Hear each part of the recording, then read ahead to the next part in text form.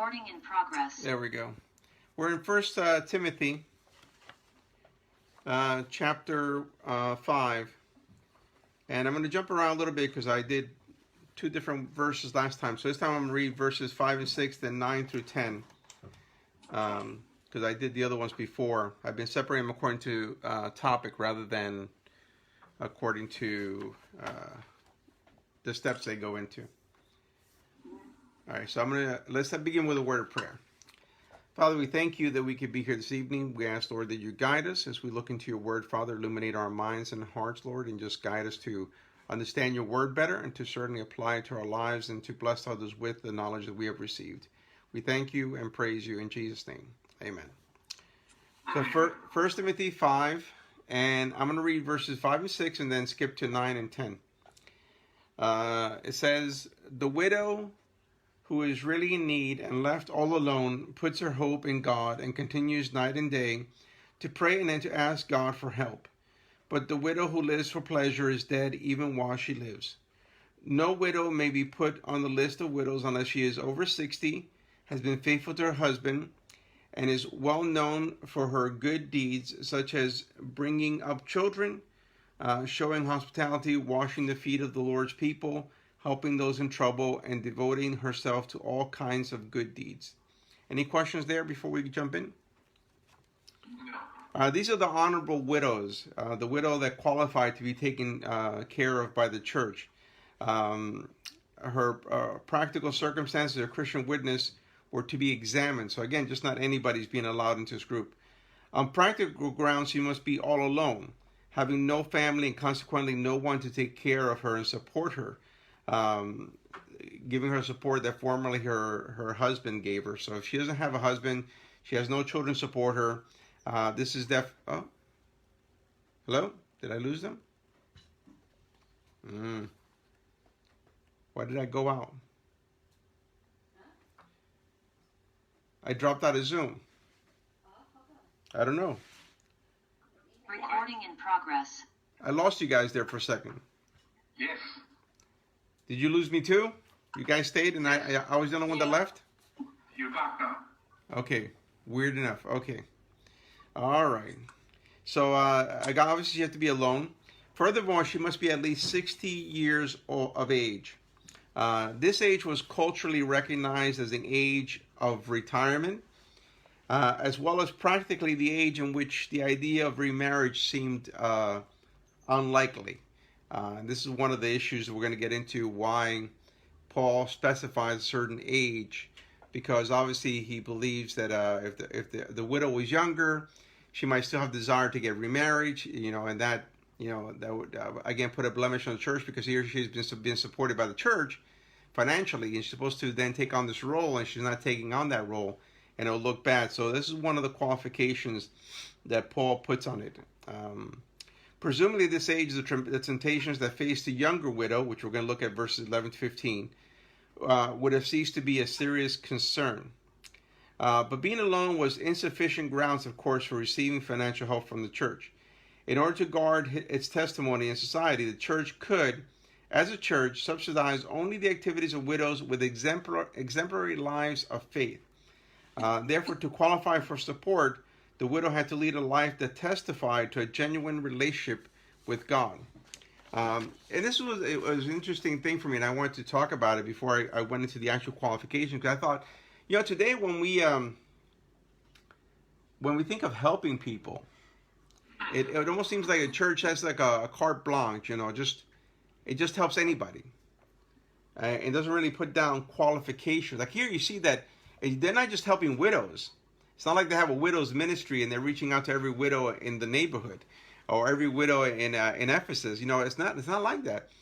It's only Christian widows, and they're a certain age, and they are they've had morally upright lives. They've been a great example when it came to how they relate to the church and relate to their families. But today it doesn't seem like we have anything like that. It seems like today it's almost like, well, just help people. And I was thinking, Victor, you have good knowledge of Scripture also. I was trying to think of, are there passages that give like a... What I'm saying is that today it becomes like a numbers game. If you just help four widows in the church, it's not too good. And that's what gives way to a food pantry. Yeah. That you make a deal with the devil. You make a deal with the government. By then, before you were helping only 9 people, now you help 60 or 80. Mm-hmm. And then you can say at the meeting, we help 80 people last week. Yeah. Or like that. It becomes a numbers game. Who cares if the Christians, forget about people who were helping, who were being helped by Christians, or people who are helping the Christians. It doesn't matter. The matter is the numbers. Yeah, right there. Well, first of all, I don't agree with having any relations with the government. I think that church should not get involved in that kind of relationship, because, of course, then the government gets to set down the law as to what can and cannot be done. And to me, it's like if a church, like, we have a pantry and we would help people out that way. We help out people out, of course, through a deacons fund, but it's limited in its resources. And I don't want the government stepping in and telling me, okay, we'll give you X amount of food, X amount of things, but you can't preach the gospel. Well, that really kind of goes against the whole idea. But even so, I was thinking, again, when we see the early Christian community, I'm trying to think of, I can't think of anything this specific when it comes to helping non-Christians. There seems to be I think they help non-believers, but I think the primary focus was the church to help believers. You can't be helping so-and-so down the street if someone within your congregation is starving. It seemed like first came the people of the church, and then the larger community. But I can't think of anything. I was trying to think of just passages that would say, kind of like general ministry of this, but it seemed more like when you talk about like the Pauline letters, you see that it's within the church, helping the church, and not so much a focus on, people outside the church. Sometimes it's hard to do that, because if you more or less think that the needs of the church have been met, and then somebody else comes around,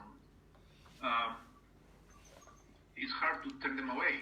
Yes, yes. Today, definitely. Well, I mean, yes and no. I mean, I have no problem turning them away if I see a shameless behavior. If I see somebody coming, like I said, when I see a guy coming in with a $600 leather coat, asking me for a few dollars, I'm like, come on, you gotta be kidding. I should be asking you for a few dollars. Get out of here. Well, yeah. We have in our present time people that maybe do not wear expensive clothes, but they do come around the food pantries and they go make a circle. They know where the churches give food pantry of which date, so they go to every church and collect. There you go. And that's, they're taking advantage of the system. Of course, and again, if churches don't have a way of regulating these things, of course. No, yeah. And so they make out like a bandit. Mm-hmm. And who knows what they do with that with those extra food stuff? Exactly. Maybe they sell them or do something else with them. Yeah.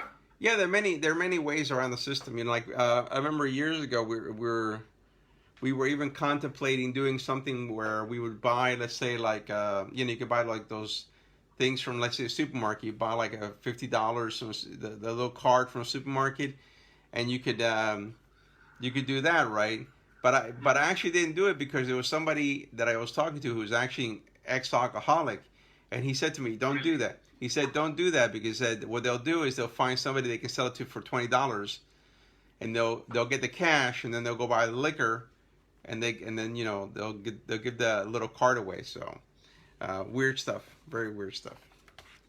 So, but again, I think there has to be requirements when we're going to help people to make sure that we're not just scattering without really thinking out who we're helping and why we're helping them. Paul emphasizes first the personal dimension of this relationship. In verse 5, it is characterized by the widow's posture of hope in God. While hope, that determined expectancy and trust in God's sufficiency, is to mark all believers, the believing widow with no one else to turn to learns to excel in this discipline. The discipline of hope finds expression in personal communication in prayer to God for help.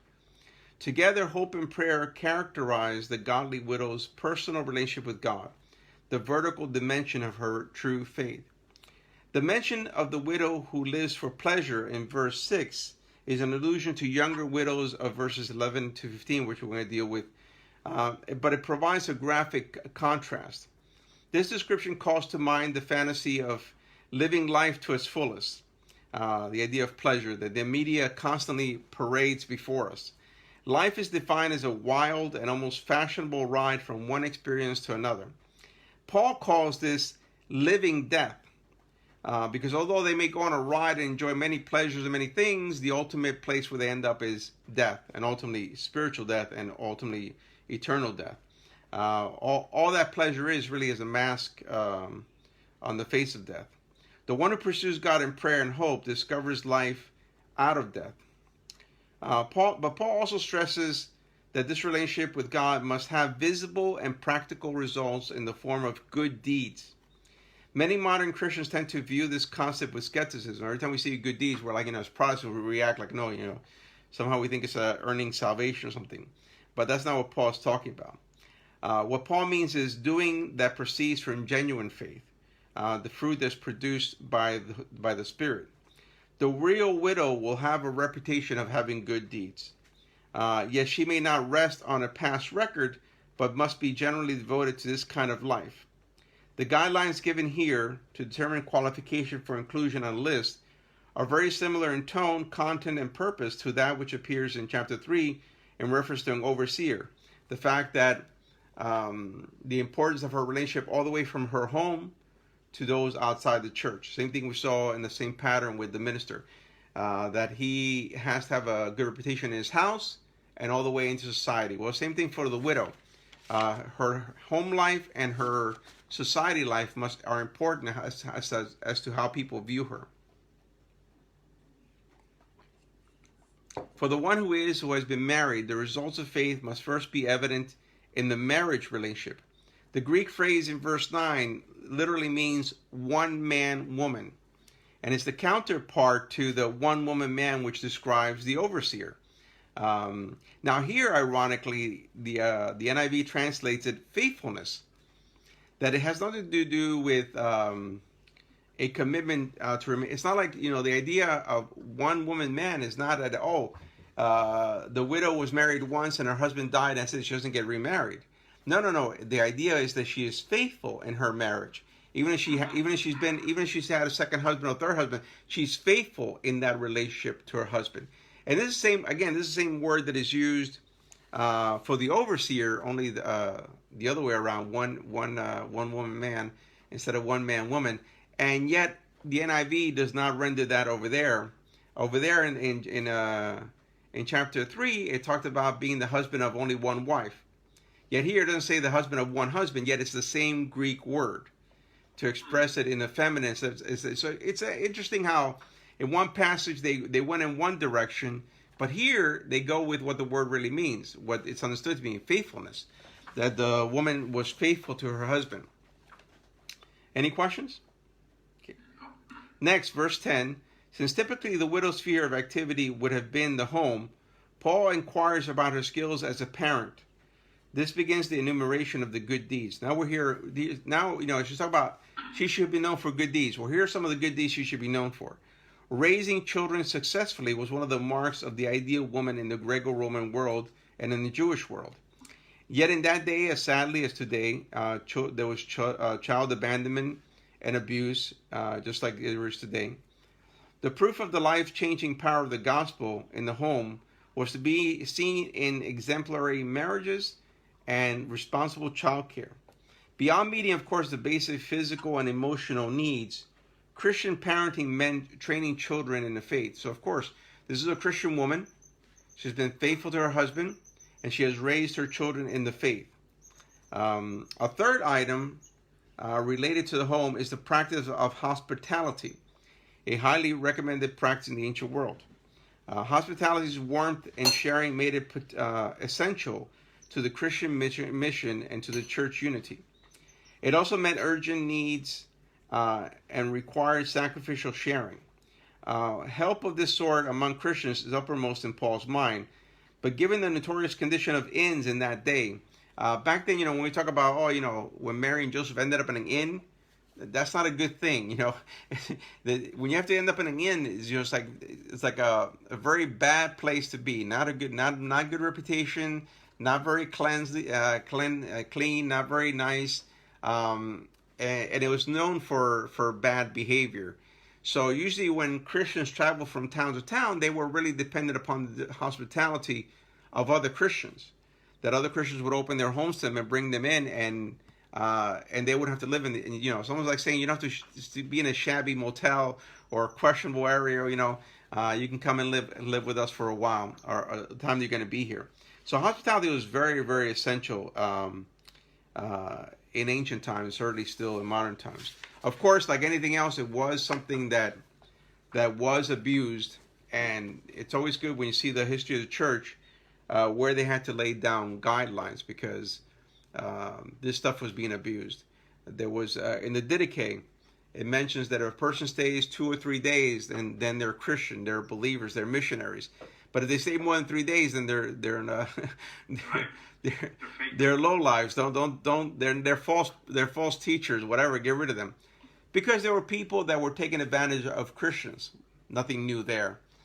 People find out that you're a church, they find out you're a Christian, that you're going to help them out somehow, and they take advantage of it. Like you said, the food pantry.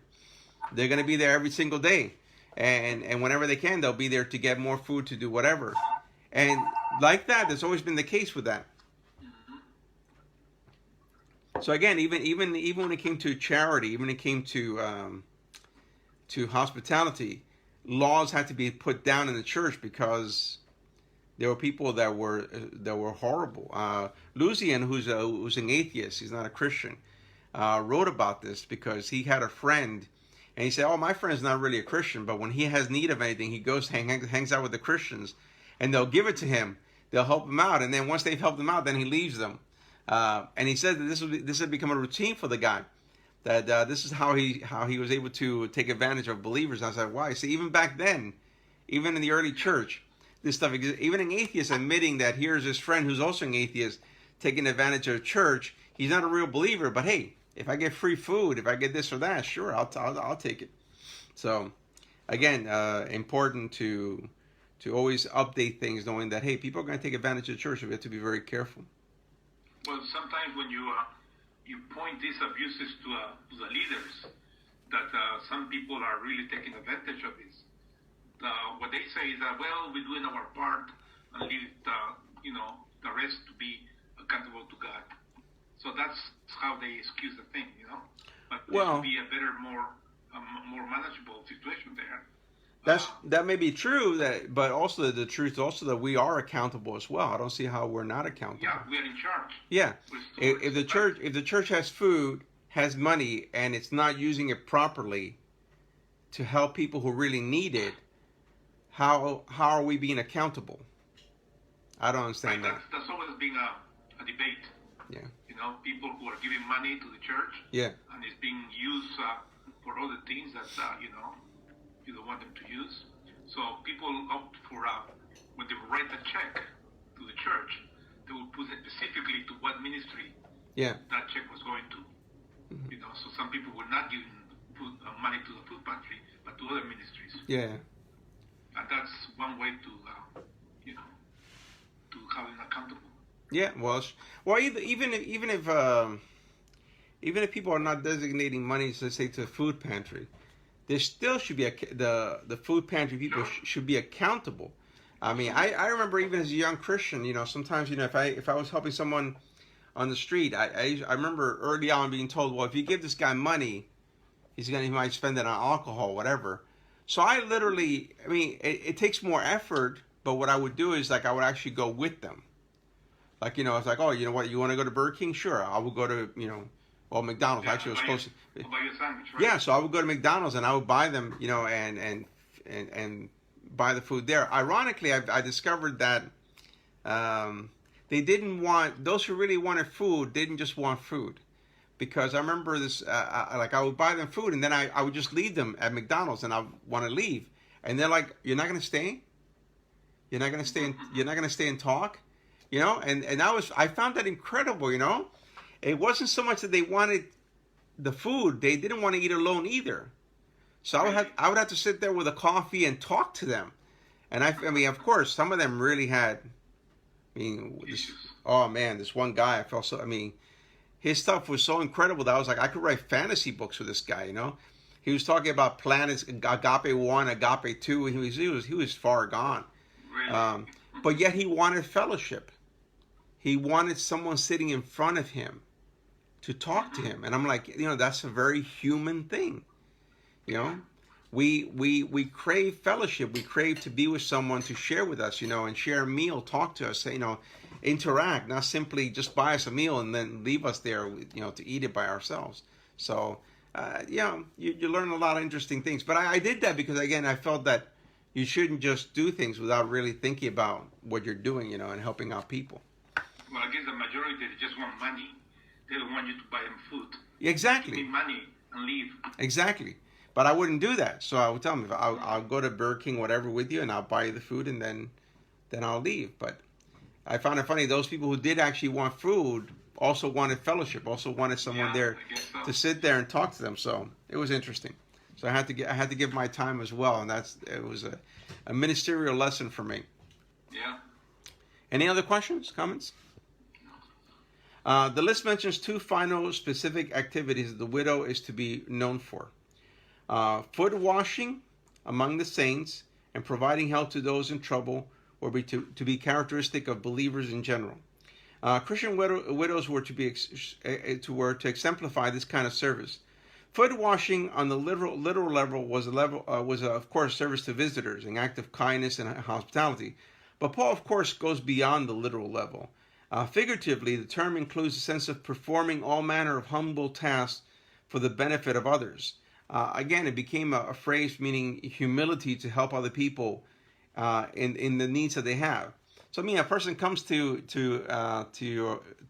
the neighborhood, and they need a place to stay, and the widow offers a place. And foot washing doesn't mean she just washes feet. It means that she provides them. You know, give them a little food, help them out. You know, do whatever whatever is needed to help them in their time of trouble.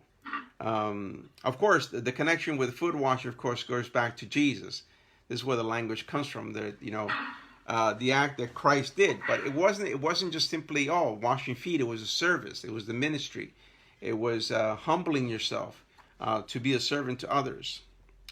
Any questions? So you're saying there is a difference because the foot washing was a job that one of the servants would do. Yes. The actual foot washing. Yeah. But the way it's expressing here, the a widow who is 60 years old is not going to bend herself and wash. It would be exactly helping people. So there is a difference in that. One is metaphorically, the other one is an actual thing. Yes, it became a way of expressing service, humble service to others, especially to believers. Okay. I don't know if it's ever used of non-believers, but it is used of humble service to believers. So when I'm washing your feet, it means that I am helping you in the needs that you have. Not that I'm literally washing you. Again, it would be very foolish to think that if somebody comes to you and they're hungry, that you wash their feet. Somebody comes for food in your house and you're like, they need a place to stay, but I'll wash your feet. Then you can leave. No, the idea is to serve them, to help them with whatever they're going through. Again, something that's easily misunderstood. Oh yeah. And you can see how people. And you see how people. It was a literal thing. Yeah, and so you can see how today. I mean, and people that know better, because I know that in churches, especially pastors, they should know better that this wasn't meant to be literal. Yeah. And yet they make such a ritual out of it. I know churches that actually have foot washing. Yes. They actually have just like we have the Lord's Supper. They have a foot washing day, and I'm like, really? Seriously? That's like that's like saying, okay, we're gonna make sure every time we meet, we give each other a holy kiss. You've missed the point. You missed the whole point of what the idea is all about. But I remember that when I was in the Catholic Church, I was young, and all of a sudden they start doing the holy kiss. And that didn't last too long because people were taking advantage of that. You know what I mean? Of course. You can So they discontinued. put any teenagers to do the nothing holy about that. You know, any young people to do the holy kiss, and you know the holy kiss is going to become unholy. Yeah. Absolutely. But again, you see, this is where the failure to comprehend culture, to comprehend the meaning of something, in the sense of, like, when I give you, like the Bible talks about the right hand of fellowship, it doesn't really mean, the right hand means, means to be there for the person, to help them out, to strengthen them, to be there in the way that they need. So again, churches have to catch up to what does the passage really mean? What does it mean for today? How do we wash the feet of the saints today? And obviously even today, because today we don't have like an order of widows. Society's has become so different that you don't really, it's very rare, I think, when you're going to find like a widow that needs help.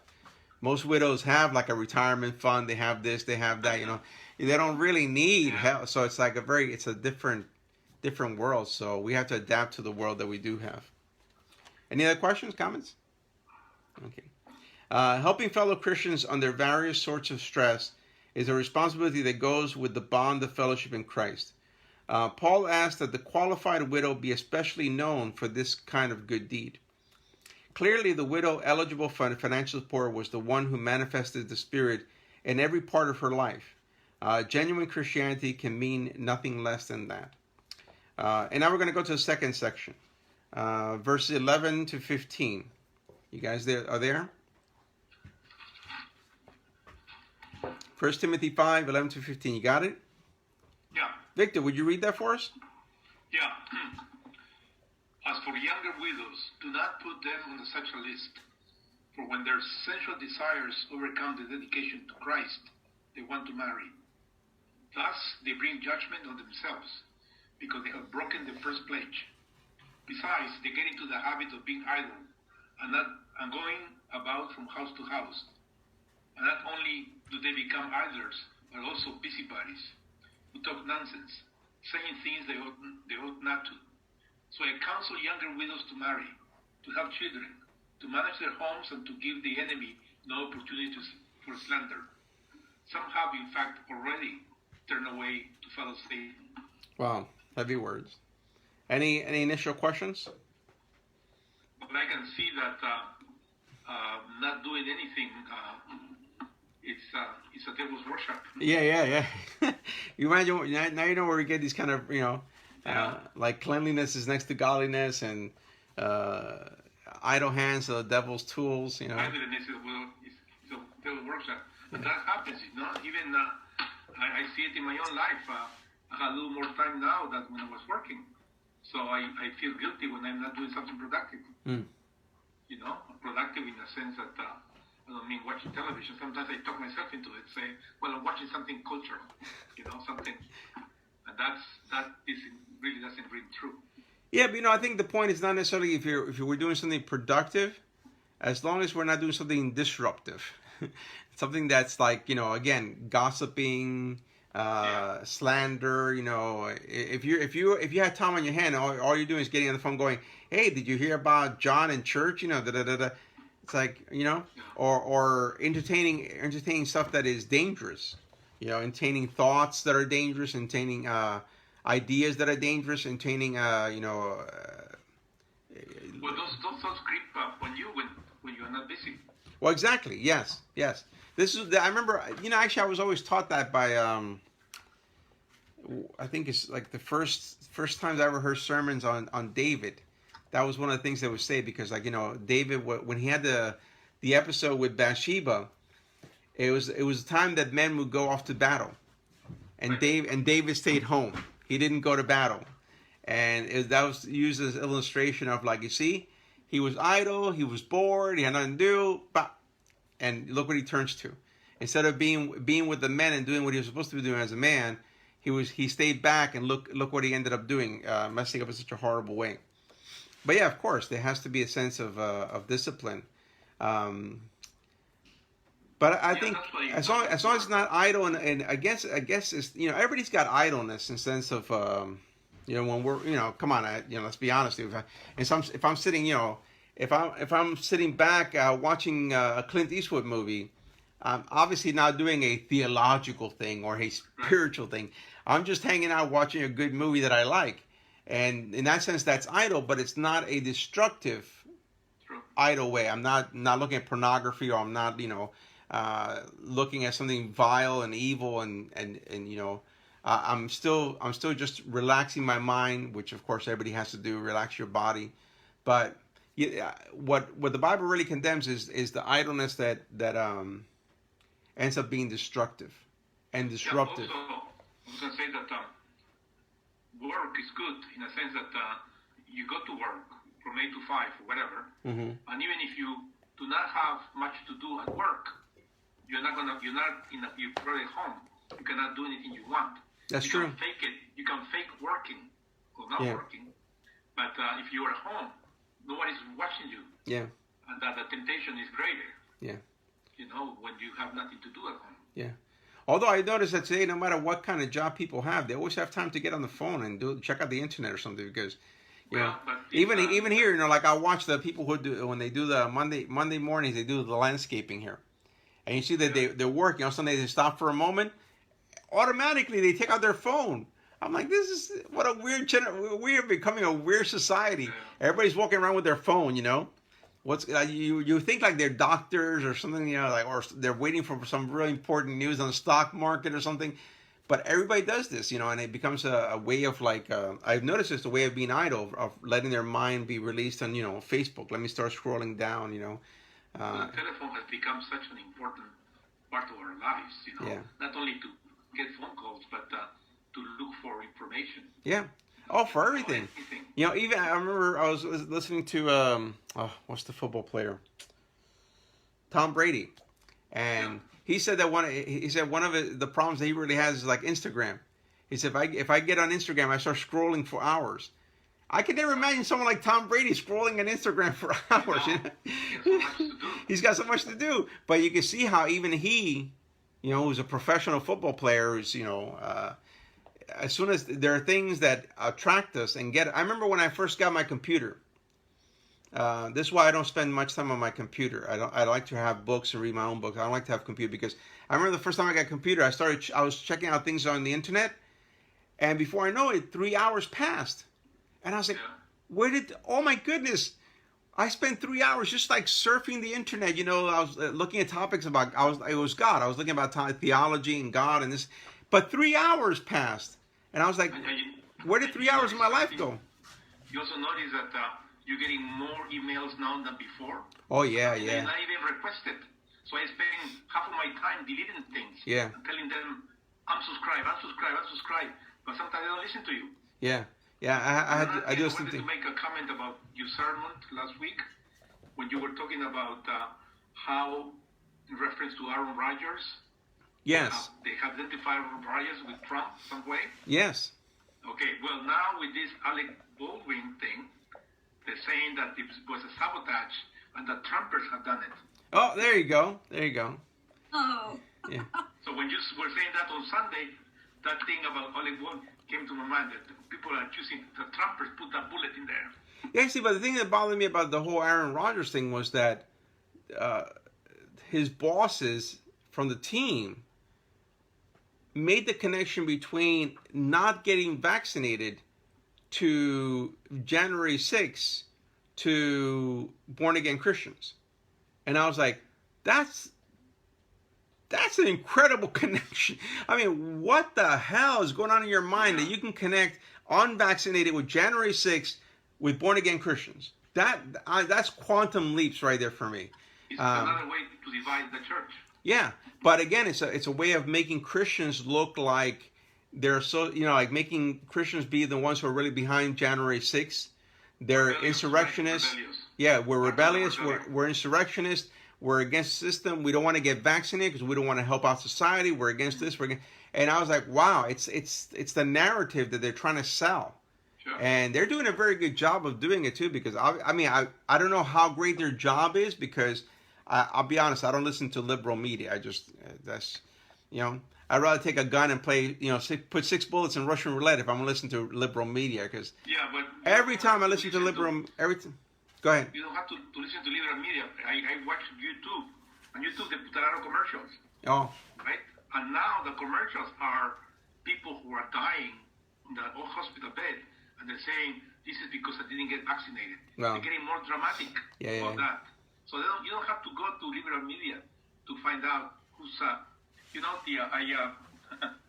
want to mention something. The last couple of days, I listened to this pastor, Lloyd Pulley, and he made a good observation. He said that when you have a jar and you put red ants and black ants together, they get along pretty good, no problem. But if you take the jar and shake the jar, they start fighting each other.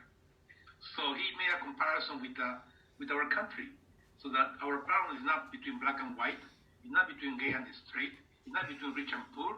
No, the problem is who's shaking the jar. Who's shaking the jar? Yeah, I agree 100%. Isn't that something? There are people that have an agenda, and it is vital for them that we're going at each other's throats in order for that agenda to succeed. I agree 100%. Yeah. Yes. Yeah. So and this is what we have to be as Christians.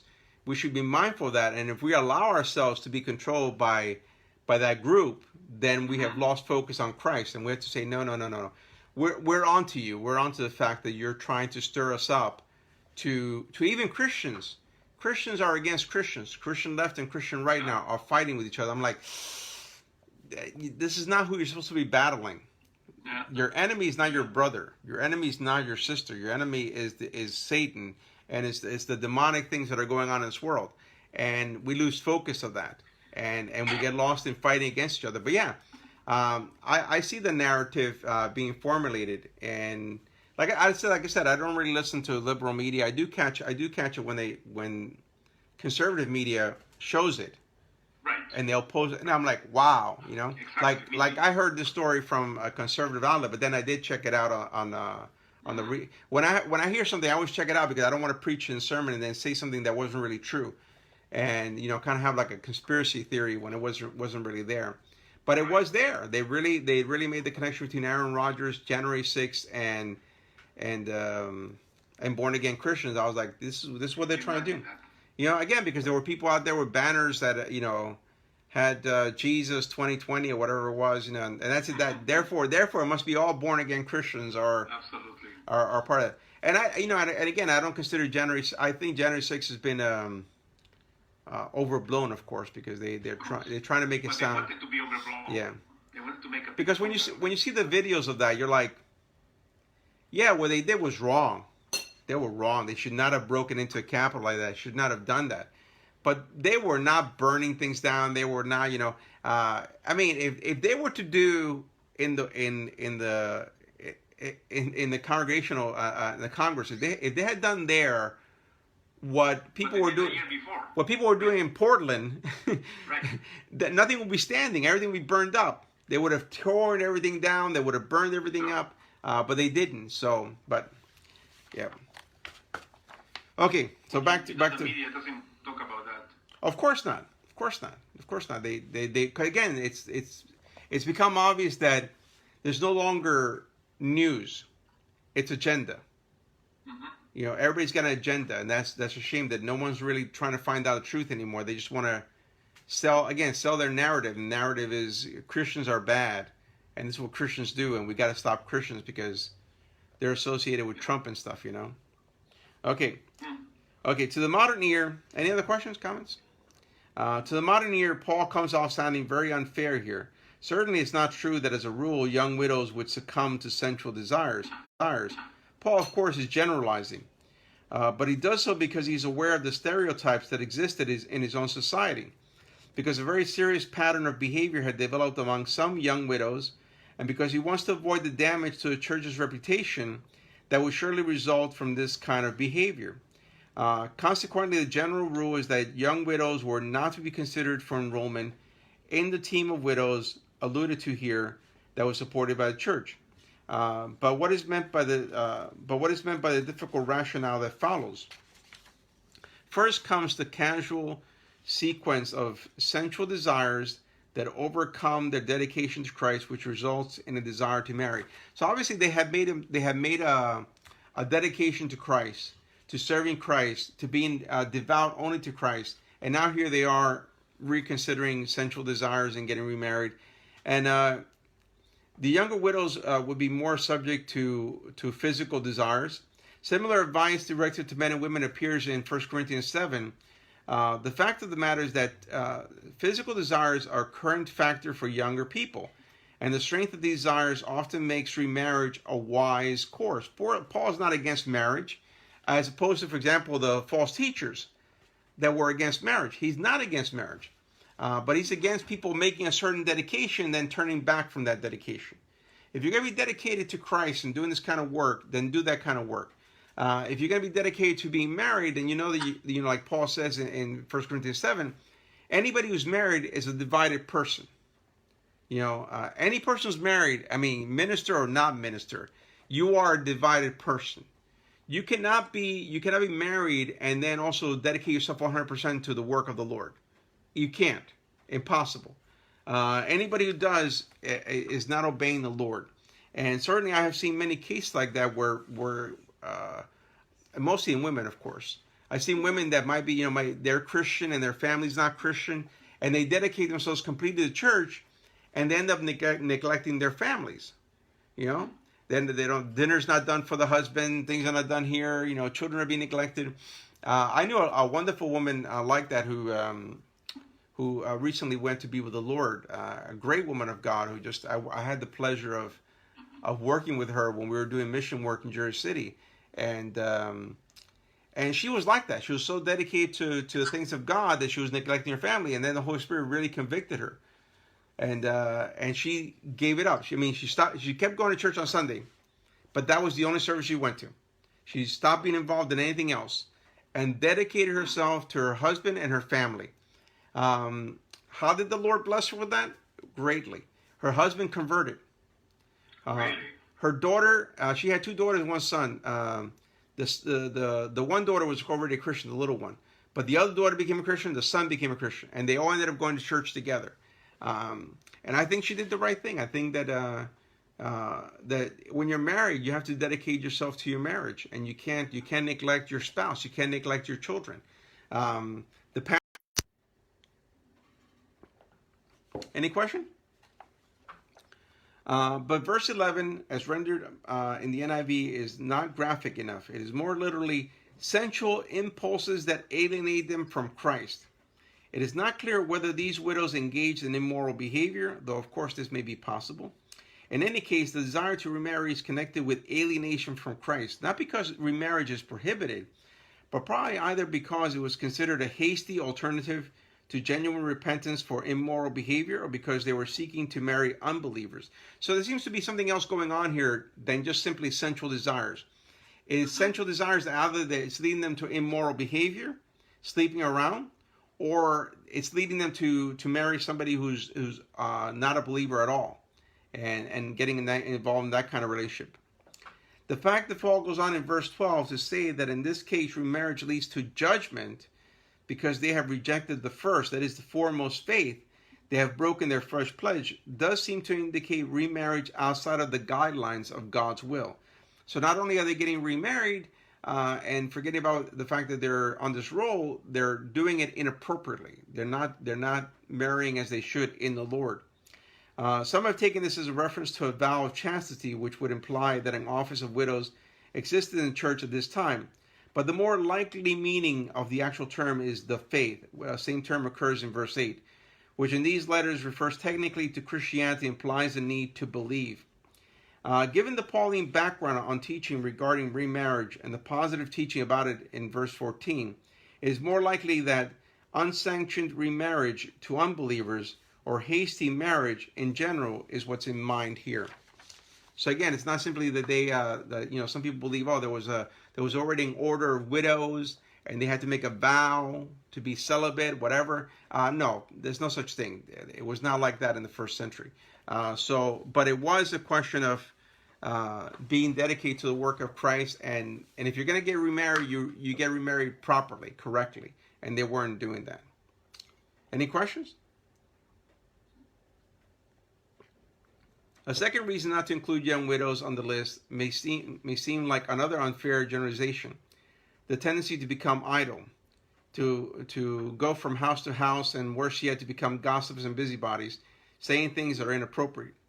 It might mean that young widows, their financial burden being lifted now, were lacking the spiritual maturity to apply themselves to prayer and other tasks of ministry associated with the list. They became lazy and even counterproductive. But a glance down to verse 15, some have in fact turned away to follow Satan, suggests that Paul already has those young widows who had fallen prey to false teachers in view. If so, then the gossip and other foolishness belong to the category of meaningless, paradoxical chatter spread by heretics, which Paul calls false. So these younger widows have been giving in to these false teachers, and now they're spreading the lies. And it's also well to keep in mind that the false teachers were particularly effective in the homes of believers. 2 Timothy 3:6, we'll see when we get there. What Paul has just laid down as reasons for excluding young widows from church support now leads to the logical conclusion. They should marry. A comparison with the approved credentials of the older widow shows that he calls young widows to pursue the same domestic lifestyle. The three phrases, to marry, to have children, to manage their homes, describes the responsible and socially normative role of the homemaker, which the apostle elsewhere endorses. That the critic outside is again in mind emerges in the fourth phrase, to give the enemy no opportunity for slander. The enemy is probably the non-Christian and not Satan in this instance. It is because the loose behavior of verse 11 and the foolish talk of verse 13 occur where the church meets with the world, and the outside critic is a concern. It is doubly of concern if this disrespectful behavior be seen as financially subsidized by the church. So Paul's concerned not only, of course, this stuff is happening, but society is going to be talking about it. They look at what's going on in church, and they're saying these widows are acting, inappropriately. They turn into heresy. They're spreading all kinds of malicious lies and heresies, and the church is backing them. The church is paying for them, and so it looks horrendous. Verse 16: If any woman who is a believer has widows in her care, she should continue to help them and not let the church be burdened with them, so the church can help those widows who are really in need. In the conclusion to this section, the apostle repeats the instruction to care for widows with some refinement. The reference to the woman of the family is not necessarily surprising, since within the household, it would have fallen to a wife to perform this task anyway. The purpose of this last instruction, as also the whole passage, is to allow the church to concentrate its limited resources on helping those widows who, alone, trusting only in God and committed service, are really in need. Amen. Any questions? No. It's I can see the problems that arise at that time, which are kind of different to what we have here today. And it's very hard to keep track of who really is in need and who really needs help without involving people who really don't come to church and they're just in need. Yeah. Sometimes you cannot make a distinction there. And again, if you use the resource over here, then you won't be able to use them over there. So I also am against using the church's resources to help people that we're not supposed to be helping. Remember in the other church, they were helping people in Newark. Mm-hmm. The churches in Newark help people in Newark. Exactly. I mean, why? But again, the thing was, we helped those people. We gave so much. Again, it's a numbers game. It's an exercise in arrogance on their part, to take the credit for giving so much to all those people.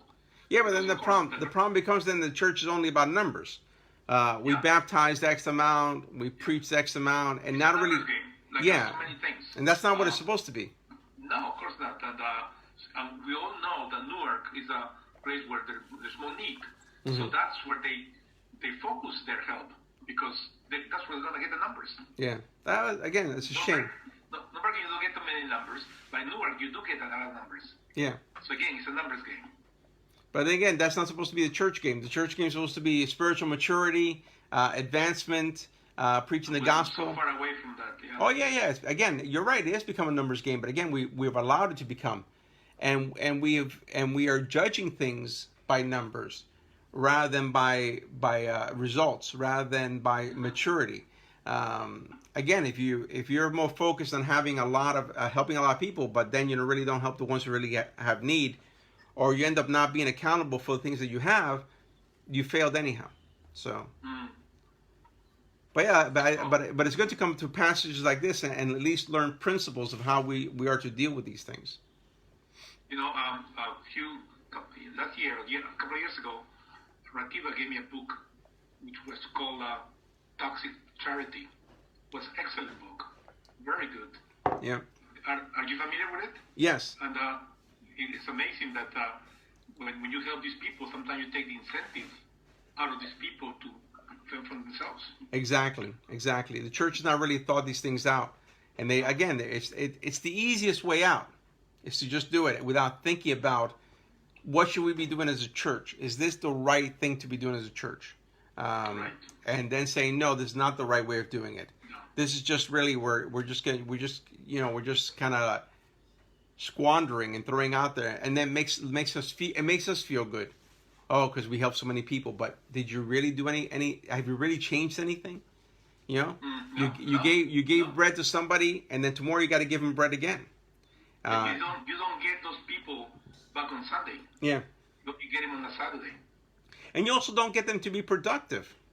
There are churches that are very productive. What they do is they'll take people in and help them find a job, or train them to do a certain kind of job. It takes more effort, but it goes to show that they really care about moving that person beyond where they are. Yeah. Any questions? No. All right, so we're going to stop there, and then we'll pick up next week. Okay. I'm not sure when. We finished, or is there a... We stop at 17. Okay. Yeah, we stop at 17. So next week we'll pick up on verse 17. Okay, great. All right, people. Good night, Facebook. God bless.